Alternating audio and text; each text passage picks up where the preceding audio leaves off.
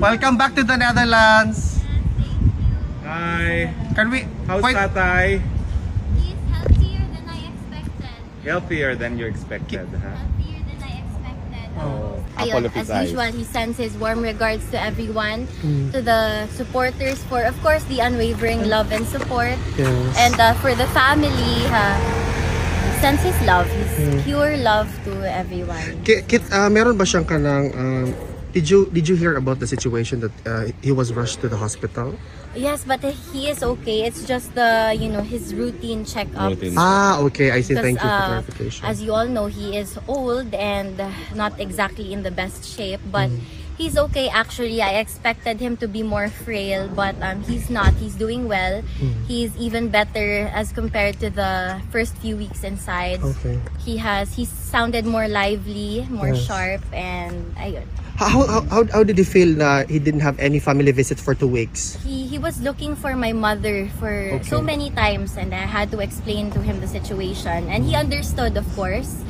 But ayun, he was constantly reminding me to do something about it, and I reassured him that we're doing our best. But as of now, I'll be the one who will be visiting him inside. Yes. We're having a prayer rally for Tatay Digong tonight. I hope you can join us. Yes, I will. Yeah.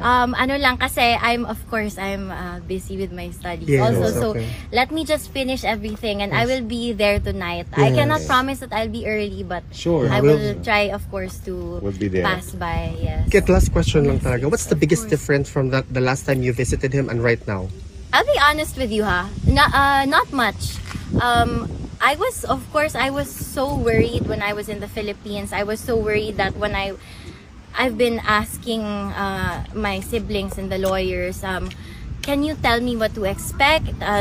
Should I expect a thinner dada, a thinner papa?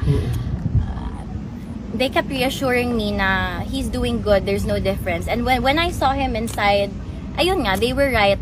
The only difference is he now has a long beard. It's color white, and he does have white colored eyebrows now.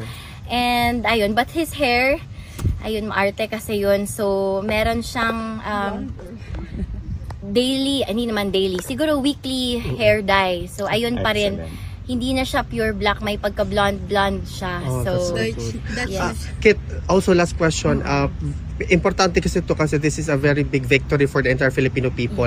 Alam niya ba na nanalo with respect sa Supreme Court? Yes, and he's Si VP very Inday happy Sara. about it. He sends his regards to my sister, and he told her that he is extremely proud of her.